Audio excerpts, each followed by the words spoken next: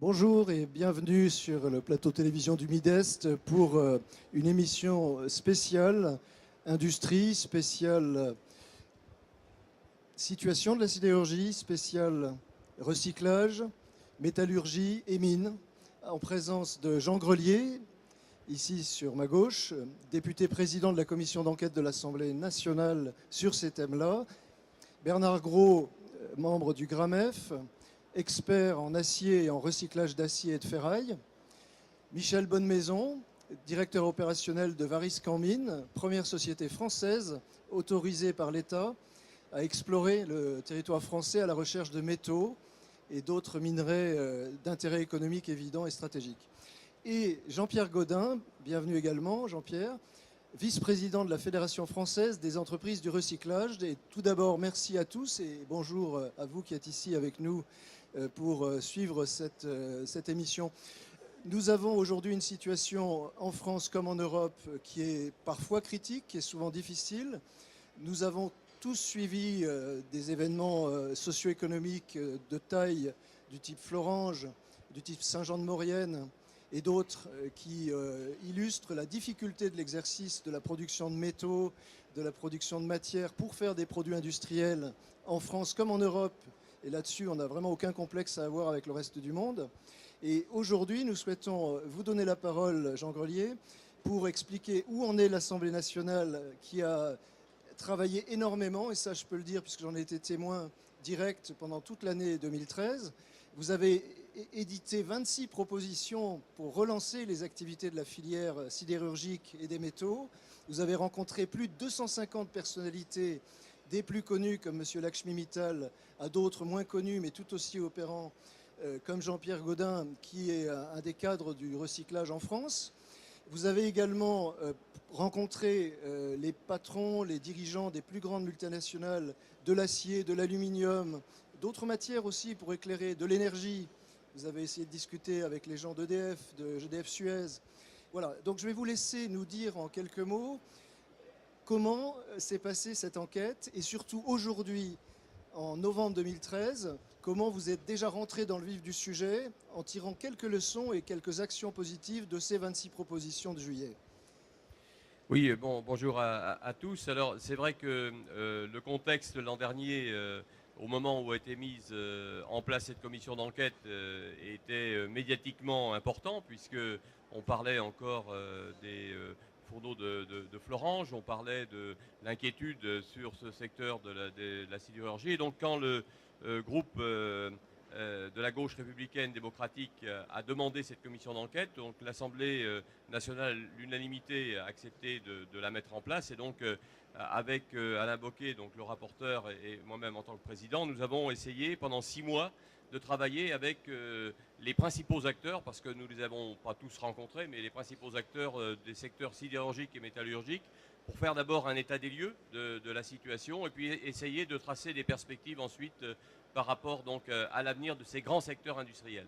Alors, ce qui est important à préciser pour tous ceux et tous les professionnels ici présents que ces activités, cette filière intéresse, toutes ces informations, le contenu intégral du rapport, les auditions de Francis Maire et de beaucoup d'autres personnes de ressources sont en accès libre sur le site de l'Assemblée. C'est très important parce que ça permet de mesurer l'étendue de ce travail qui, je parle en connaissance de cause en tant que journaliste, je sais ce que ça représente d'auditer de très nombreuses personnes. Alors aujourd'hui, est-ce que vous pouvez nous dire, en citant quelques exemples précis, sur quel segment des propositions vous avez déjà avancé? Je vais prendre un petit exemple par exemple. Je sais que le PDG d'ArcelorMittal France, qui vous a reçu à nouveau récemment, a lancé un groupe de travail avec vous pour pouvoir avancer sur de nouvelles façons de gérer la production d'acier en primaire, en France, sur les bords de mer, que ce soit à Dunkerque ou à Fos-sur-Mer, mais aussi peut-être à l'intérieur des terres. Et on vient d'apprendre, je vous le dis, d'ailleurs vous le savez sans doute, qu'ArcelorMittal va embaucher 200 personnes de plus dans les semaines qui viennent. Oui, nous avons fait, nous avons fait plutôt une approche un peu plus générale du dossier. Et il faut dire aujourd'hui qu'une grande partie des propositions qui sont contenues dans le rapport s'intègrent également dans l'approche de la politique industrielle de la France, et notamment parce que je les ai auditionnés récemment dans le cadre du budget pour avis sur le budget de l'industrie, l'ensemble des comités stratégiques de filière du Conseil national de l'industrie. Il se trouve que la plupart, pour ne pas dire la quasi-totalité de ces comités stratégiques, sont concernés par les activités sidérurgiques et métallurgiques. Et je dirais même que les 34 grands projets industriels qui viennent d'être lancés dans le cadre de la nouvelle France industrielle sont concernés également, pour un certain nombre, par l'évolution des activités sidérurgiques et métallurgiques. Et donc là, nous sommes bien au cœur des enjeux et des défis qui sont devant nous pour préparer la réindustrialisation de notre pays, parce que nous sommes partis de ce constat, c'est que nous avons trop vécu dans les idées et la culture d'une société post-industrielle, alors que sans activité industrielle, je crois que la richesse du pays ne sera pas au rendez-vous, et la façon de faire évoluer en même temps les secteurs industriels innovants, je pense au numérique, tiennent compte également de la capacité d'innovation de ces différents secteurs. Donc nous avons basé nos propositions sur cette affirmation de conserver en France, même s'il y a eu des périodes de restructuration des activités sidérurgiques majeures, et donc d'être en capacité de discuter avec les principaux acteurs sidérurgiques actuels, hein, et même si nous avons constaté que les capacités d'intervention, de décision nous échappent un petit peu aujourd'hui, notamment au niveau capitalistique, et puis d'agir également sur des secteurs importants comme l'innovation, par exemple. Alors, quand vous dites quelques facteurs nous échappent, si on peut illustrer aussi à nouveau, sur quel plan ça peut échapper aux politiques que vous êtes, aux dirigeants que sont les dirigeants des grands groupes? Sur quel point précis ça peut échapper? Je crois que les restructurations, et M. Francis Mer l'a dit lors de son audition, les restructurations qui ont eu lieu, notamment chez Arcelor dans les années 2005-2006, ont fait que les capitaux français, qui étaient initialement concernés par ces grands secteurs, ont été remplacés par d'autres capitaux sur lesquels nous avons moins de moyens,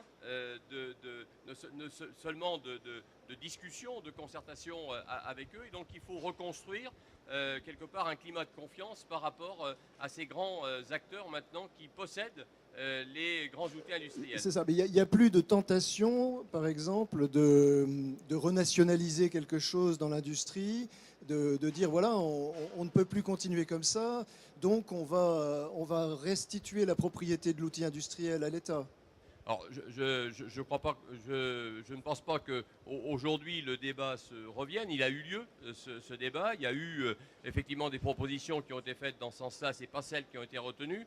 Et je crois qu'il faut plutôt se positionner aujourd'hui sur la manière dont sont gérés les comités stratégiques de filières industrielles et puis surtout les 34 grands projets industriels, où là, la puissance publique se met en mesure d'accompagner les principaux acteurs qui, eux, ont intérêt à travailler ensemble et en réseau. Je crois que c'est cette nouvelle forme de partenariat qu'il faut aujourd'hui privilégier et faire en sorte qu'il y ait un intérêt commun entre ceux de la puissance publique, je parle de l'État, des collectivités locales, etc., et puis l'intérêt des industriels. Je crois que c'est comme ça qu'on retrouvera une forme de patriotisme industriel, même si la dimension européenne ne doit pas nous échapper. Donc jouer les synergies. Alors justement, je vais profiter de ce que vous venez de me dire pour demander à Bernard Gros, qui est juste à votre côté et qui connaissait bien Florange et l'histoire de Florange, comment vous réagissez, vous, aujourd'hui, à, par exemple, ce dernier projet présenté par le président de la République de créer un centre de recherche et de développement pour l'acier à Florange, alors qu'il en existe déjà un à Mézières-les-Metz, à quelques kilomètres de là, qui est privé? Alors, vous me prenez un peu au dépourvu, là, effectivement. Moi, je suis un ancien d'Usinor, et donc j'ai bien connu le centre de Mézières-les-Metz. Je le fréquente encore, d'ailleurs.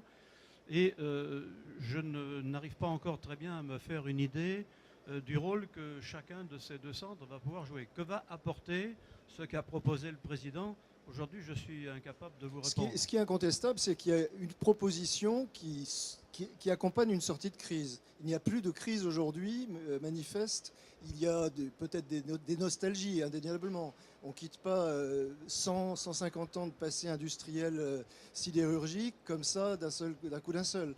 Mais vous qui êtes un expert de l'acier, qu'est-ce que vous pourriez proposer ou qu'est-ce que vous pourriez faire pour accompagner la démarche de l'Assemblée nationale pour construire des propositions de relance? Alors, si on en reste à cette proposition de centre de recherche, Bon, il est évident que le centre de ArcelorMittal n'est pas à la disposition, me semble-t-il, de tous les autres sidérurgistes français. Donc on pourrait concevoir qu'on fasse un pôle qui concerne l'ensemble des sidérurgistes, comme c'était le cas d'ailleurs du temps de l'Institut de recherche de la sidérurgie française qui était l'IRSID. Donc, Alors, oui, c'est ça. Et vous dites plus large, ça veut dire éventuellement européen ou... pourquoi pas européen, mais je suppose qu'il y a déjà des échanges importants entre les différents centres de recherche européens. Et Mittal est européen, voire mondial. Donc, et globalisé. oui, Oui. oui. Donc il ne faut pas éviter les doublons. Il va falloir certainement éviter les doublons dans ce domaine et trouver un moyen de renforcer les centres plutôt que de les faire se combattre de façon stérile. Enfin, une émulation doit être utile, mais il ne faut pas que ce soit une concurrence sauvage. Jean Grelier, est-ce que sur le devenir de ces comités de filière et leurs relations concrètes, comment ça se passe au quotidien en ce moment entre ces instances gouvernementales ou paragouvernementales et la réalité du terrain des entreprises, des faiseux?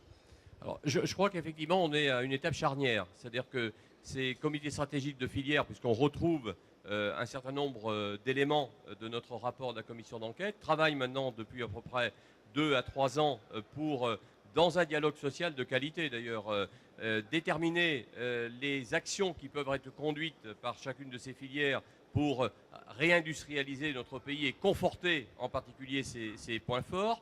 Là, nous sommes dans cette période où il va falloir mettre ces actions en place et en décliner la dimension territoriale. Et donc, comme j'ai posé la question au ministre du redressement productif la semaine dernière, il m'a répondu qu'il voulait s'appuyer à la fois sur les conseils régionaux qui ont la compétence développement économique et qui ont des filières fortes également sur leur propre territoire, et puis les commissaires au redressement productif pour les faire sortir un petit peu de leur mission aujourd'hui qui est de sauver les entreprises qui sont en difficulté pour au contraire les projeter dans une dimension beaucoup plus constructive par rapport donc à l'enjeu de nos secteurs industriels. Sortir du rôle de pompier, devenir créatif, devenir laboratoire de nouveaux projets en fait. Je crois que c'est ce qu'on attend aujourd'hui d'une vraie politique industrielle à l'échelon du pays, mais également à l'échelon de l'Europe, parce que j'oublie jamais la dimension européenne aujourd'hui qui nous manque dans ce domaine-là pour avoir une vraie politique industrielle européenne. Et lorsque nous avons auditionné M.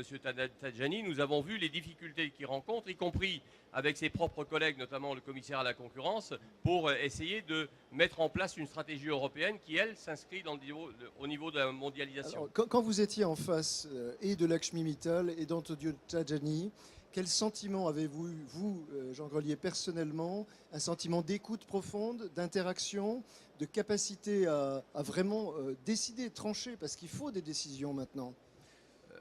Par rapport au commissaire Tajani, j'ai ressenti quand même qu'il y avait beaucoup d'efforts encore à faire pour mettre en place cette véritable politique industrielle. Et là, nous sommes dans les enjeux européens. Alors, je ne sais pas si les débats dans les prochaines élections vont l'aborder, mais où nous avons à conforter sur le territoire européen l'aspect productif.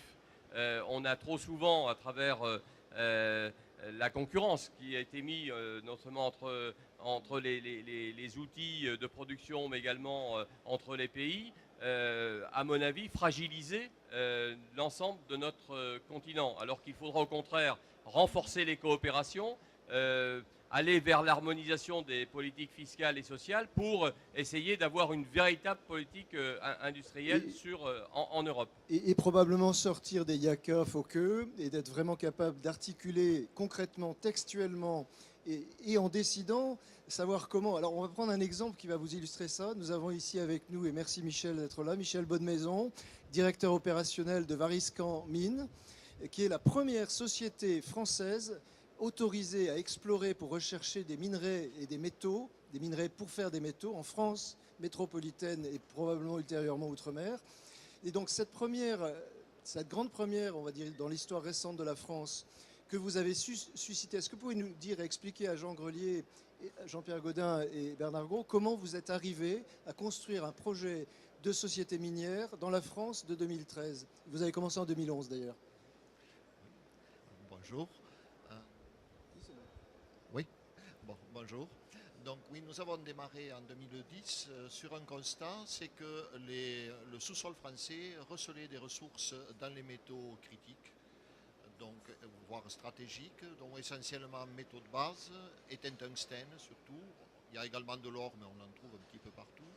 Mais depuis une trentaine d'années, personne n'a exploré cela.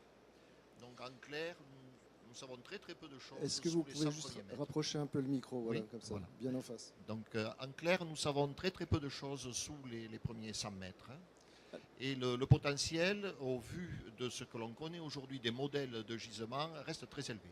Alors, est-ce que le modèle d'une société avec des mines qui renaissent et de l'autre côté des industriels qui fabriquent, qui produisent les métaux, et en bout de chaîne, et on va en parler avec Jean-Pierre Gaudin après, d'autres professionnels qui recyclent les métaux, la mine urbaine, les métaux usagés, vous paraît, vous Michel, un bon raisonnement? Est-ce qu'on peut repartir là-dessus maintenant sereinement? Tout à fait. On ne peut repartir que sur ce raisonnement-là, je pense, d'économie circulaire. Au niveau des mines, au niveau national, ce que l'on sait aujourd'hui, ce que l'on a pu voir, disons, par les études d'entreprise, c'est qu'il s'agira de gisements plutôt de taille moyenne, souterrains, voire profonds, avec des impacts environnementaux extrêmement contrôlés, puisqu'on n'aura pas pratiquement de sortie à la surface de beaucoup de déchets tels qu'on le faisait autrefois. Ceci dit, une mine, quelle qu'elle soit, va se mettre à produire des substances nouvelles, on en a besoin. Si l'on recycle 100%, on n'arrive pas à satisfaire les besoins, mais il faut justement recycler. Parce que je dirais, les mines elles-mêmes seraient aujourd'hui incapables d'assumer le taux de croissance tel qu'il est ressenti au niveau mondial. Alors très concrètement, de quels métaux s'agit-il? De quels minerais s'agit-il? Et dans quelle localité en France vous avez déjà obtenu des permis? Et vous allez, j'ai appris ça récemment grâce à vous, en obtenir d'autres, je crois au début 2014, quelque chose comme ça. Mais le potentiel minéral est situé dans les vieux socles en France. Donc globalement, essentiellement le massif central, le massif armoricain. Nous avons jeté notre dévolu sur le massif armoricain. Le premier projet qui a été approuvé au mois de juin de l'an dernier se situe dans la Sarthe. Il s'agit d'un projet qui s'appelle TENI, mais qui correspondait à un ancien gisement qui avait été, je dirais, évalué il y a une trentaine d'années et rejeté, ce qui était le gisement de Rouet. Un gisement de quoi? De cuivre et d'or. Du cuivre, de l'or, et ailleurs on trouve quoi d'autre? Non, pratiquement que du cuivre, de l'or, un peu de zinc. À cet endroit-là. À cet endroit-là. Et oui. dans les autres sites que vous allez explorer, qu'est-ce qu'on trouve comme métaux? Alors, dans les autres sites qui vont, je dirais, sortir maintenant, on a un sujet qui s'appelle Saint-Pierre, qui est dans le Maine-et-Loire. Et là, c'est de l'or. On a un gisement d'or potentiellement intéressant, même très intéressant. C'est ce qu'il faudra évaluer. On peut trouver de l'or en France aujourd'hui, tout à sous fait, nos pieds, là. Ah, oui, tout à fait. Il n'y a aucun C'est problème. une bonne nouvelle, quand même. Et ce sont des gisements, alors ce ne sont pas des gisements géants, mais ça peut être des gisements de 50 à 100 tonnes d'or, tout à fait intéressants au niveau mondial. Une réaction, Jean Grelier, je vois que vous souriez, mais peut-être qu'il y a quelque chose à dire aussi plus sérieusement. Non, je crois que ça va faire l'objet de débats. Déjà à l'Assemblée, donc il y a une réflexion qui est conduite par nos collègues de la Commission de développement durable sur le code minier, qu'il faut faire évoluer justement pour le moderniser et puis le mettre en rapport avec les enjeux d'aujourd'hui, donc tout ce qui est problèmes environnementaux, principes de précaution, etc. Donc il y a des éléments aujourd'hui qu'il faut intégrer dans ce domaine-là, mais en même temps, c'est, je crois, des éléments essentiels pour notre souveraineté, tout simplement, parce que on le sent bien au niveau énergétique, par exemple, et à différents niveaux, il faut garder aussi une capacité à maîtriser un certain nombre de nos matières premières. Et alors vous qui êtes député des Deux-Sèvres, qui est une région proche d'ailleurs du Maine-et-Loire, que vous connaissez bien, est-ce que vous pensez que les populations locales, les salariés potentiels, vont accepter cette création de nouvelles activités, parfois tout de même un petit peu génératrices de mouvements, de changements, en tout cas dans le périmètre immédiat de leur habitat? Est-ce que vous pensez que ça va se passer simplement? Je crois qu'il faudra prendre là aussi, anticiper en quelque sorte les réactions des gens. Je crois que sur tous les projets aujourd'hui, on est soumis à cette réaction souvent très vindicative par rapport à un certain nombre de projets, mais je crois qu'on a à mettre en place des nouvelles formes d'information, de concertation, de dialogue, pour faire en sorte que ces projets-là soient acceptés par les populations. Et je crois que c'est dans cette période-là qu'il faut aujourd'hui le mettre en place. Parce que je crois que Michel Bonnemaison pourrait nous l'expliquer, mais ça ne se passe pas si facilement que ça quand même. Alors ça dépend des régions. Alors sur la région de Rouet, où il y a quelques associations, je dirais tiers-mondalistes très actives, il y a une forme d'opposition aux travaux, mais un peu systématique, puisque l'opposition a même concerné les approches environnementales préalables. Par contre, justement, dans la région de Saint-Pierre, où le projet est à l'heure actuelle en consultation publique sur le site de M. Montebourg, tous les élus ont eu un accueil favorable au projet. Donc, il ne faut pas généraliser d'une région à une autre. On peut très bien produire du minerai pour faire de l'étain, là où on fait des rillettes, il n'y a pas de problème. Non, il n'y a aucun problème. Au jour d'aujourd'hui, on s'est maîtrisé. Ouais, Ceci dit, maîtrisé. il n'y a pas eu d'activité depuis 30 ans en France, dont l'image de la mine reste quelque chose de complètement dépassé et obsolète Et alors, aujourd'hui. quand on parle d'image, Jean-Pierre Gaudin, donc vice-président de FEDEREC, Fédération française des entreprises du recyclage, vous êtes confronté, vous aussi, et depuis des années, à ce problème de l'image. Et vous êtes des milliers, vous employez aujourd'hui plus de personnel que l'industrie primaire de production de métaux. Alors c'est vrai qu'aujourd'hui, la manière dont on fait le recyclage des métaux non ferreux ou de l'acier, c'est-à-dire les ferrailles, se fait aujourd'hui dans des conditions tout à fait correctes au point de vue propreté. Et l'image ancienne du ferrailleur est quelque chose qui disparaît petit à petit, heureusement. Je voulais revenir tout à l'heure concernant les 2 centres de recherche de la sidérurgie. Il me semble que le nouveau centre qui doit se mettre en place à Florange pourrait s'intéresser à la fabrication d'acier à base de ferraille, et notamment des aciers autres que les produits longs, c'est-à-dire les produits plats, non pas pour l'automobile, mais pour l'électroménager, par exemple. Jean-Pierre, je vais vous proposer mon micro parce que je pense Marche qu'il... pas celui-là. Je pense que Bernard Gros devrait être d'accord avec moi. C'est un élément que la sidérurgie, je dirais pas européenne, puisqu'il y a déjà des aciéries en Italie qui fabriquent des produits plats. Ce sont les Américains qui nous ont donné cette première possibilité avec Nucor. Et on aimerait bien en France voir des aciéries qui fabriquent des produits plats d'emboutissage à base de ferraille comme matière première. Alors la ferraille, de toute façon, on le sait maintenant, devient essentielle à la production d'acier primaire. Et alors surtout, je voulais vous demander, comment est-ce que vous, dans ces professions du recyclage, pas seulement des ferrailles d'ailleurs, comment est-ce que vous concevez ce concept de la mine urbaine, c'est-à-dire de la ressource à très long terme? Actuellement, je crois qu'il y a en Europe et aux USA plus de 2,5 milliards de tonnes de ressources potentielles dans les années à venir, à 15 ans. Oui, alors ça c'est toutes les quantités d'acier qui ont été achetées et consommées jusqu'à maintenant. Bon, de là à dire que ce sont des tonnes disponibles du jour au lendemain, sûrement pas. Donc c'est pour ça qu'on a besoin de Variscan en mine et de nouvelles ressources. Il faudrait d'abord que tout ce l'acier qui a été consommé dans l'industrie, pour pouvoir le récupérer, le réutiliser dans les fours électriques, il faudrait que l'industrie fasse de nouveaux investissements. Car souvent, un chiffre par exemple, 25% des tonnages de ferraille récupérés en France, c'est de l'automobile, des véhicules hors d'usage. 25%, ce sont des chutes neuves de fabrication, c'est-à-dire les chutes d'emboutissage de fabrication de voitures, des tournures dans la mécanique, dans la métallurgie.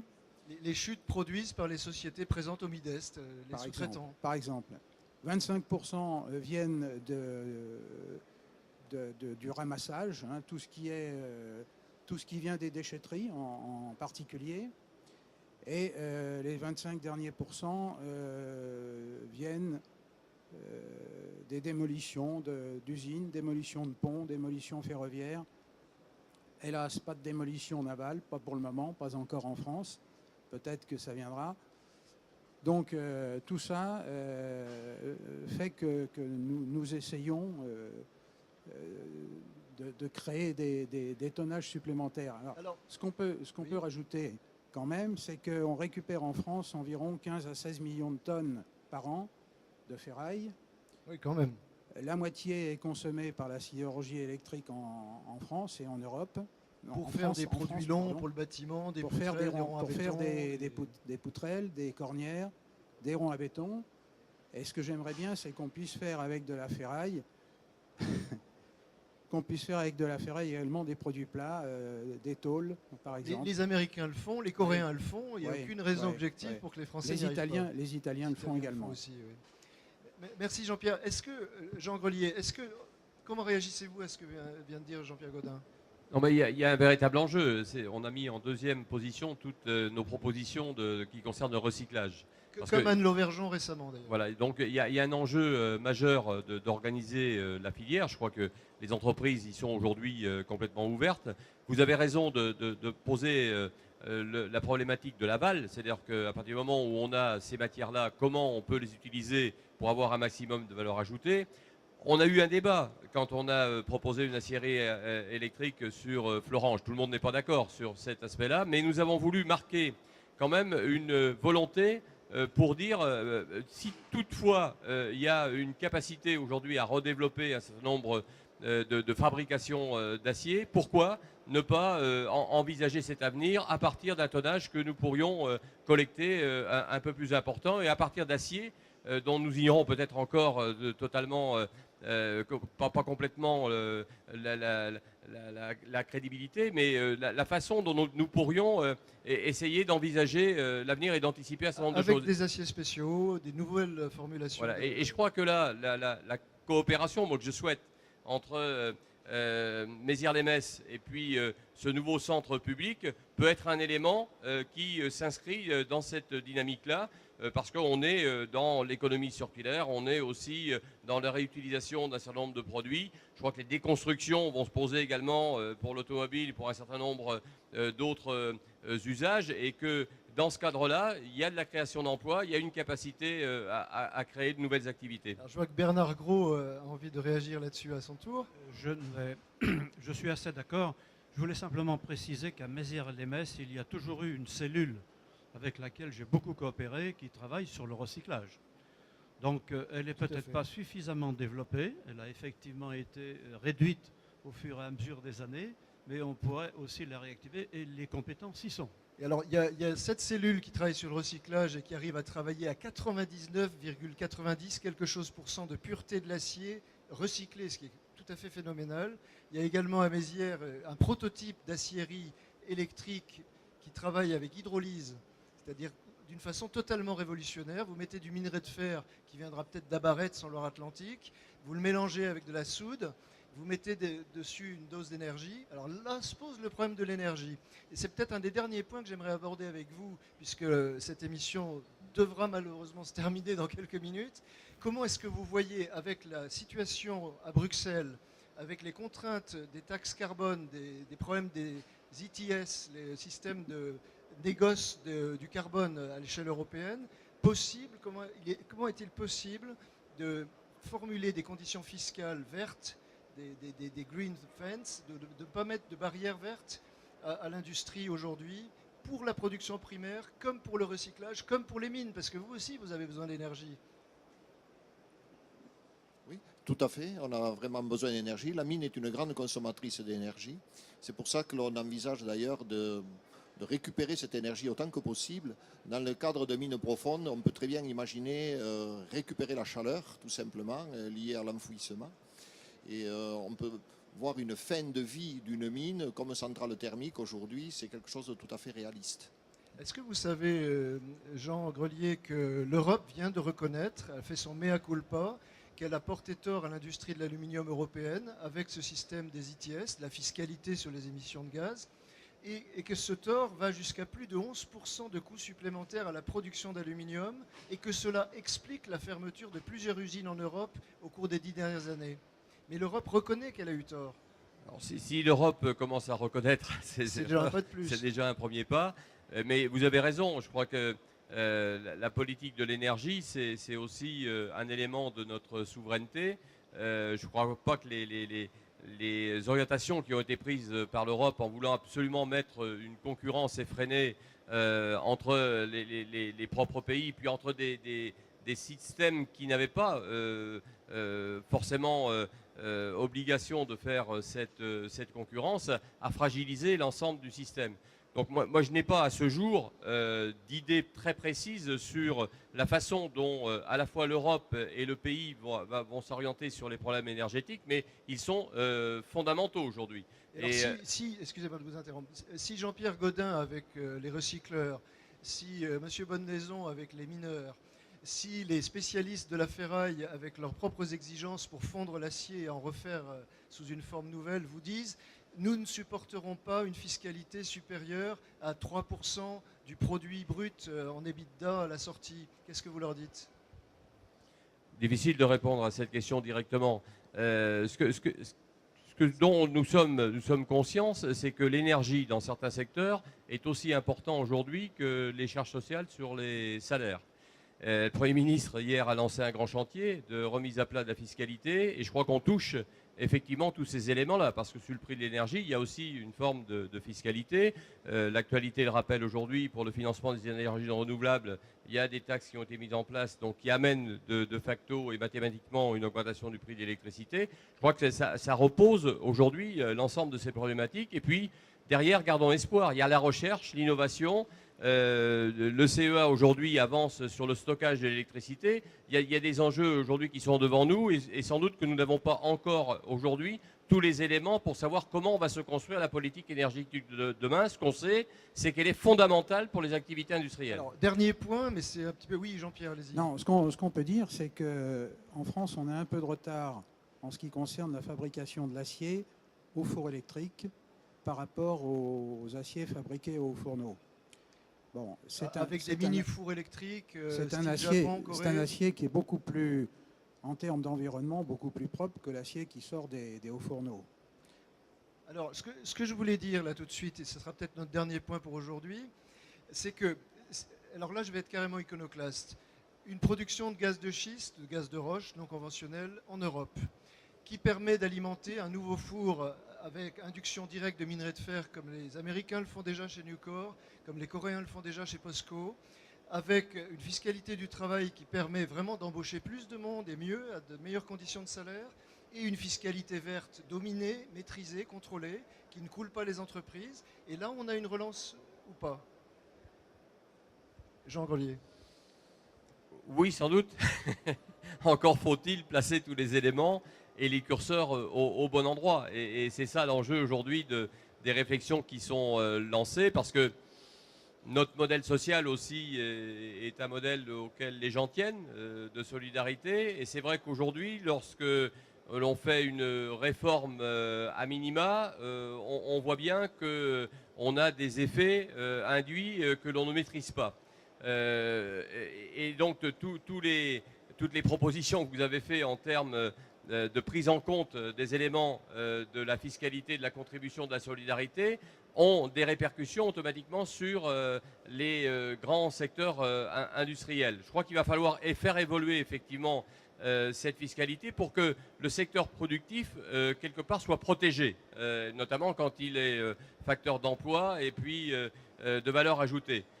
Or, aujourd'hui, de par notre système tel qu'il est fait, c'est celui qui contribue le plus à la solidarité. Et donc, il va falloir essayer de changer le curseur. Alors, quand on change le curseur, ceux qui se retrouvent à être avantagés ne disent en pratique pas grand-chose, mais ceux qui ensuite doivent faire valoir un peu plus de solidarité et de contribution, là réagissent. Et donc c'est tout le problème de notre société aujourd'hui, c'est de l'amener à ces évolutions-là qui sont fondamentales pour notre avenir. Je pense que ça sera probablement une excellente conclusion. Alors je tiens d'abord à vous remercier tous les quatre de votre présence. Je tiens aussi à dire à Michel Bonnemaison que ça me ferait plaisir que l'an prochain au Midest, vous puissiez revenir avec votre actionnaire principal australien, parce que c'est important de dire aussi dans un salon où l'Afrique du Sud est l'invité d'honneur que les Français ne font pas les choses tout seuls, ils sont ouverts au monde et ils ont envie aussi d'intégrer les puissances économiques des autres pays, leur savoir-faire et de propager le savoir-faire français à l'extérieur. Qu'est-ce que vous en pensez? Mais ma foi, je vous remercie de l'invitation, nous y serons. Merci beaucoup à tous et bon salon du Midest 2013.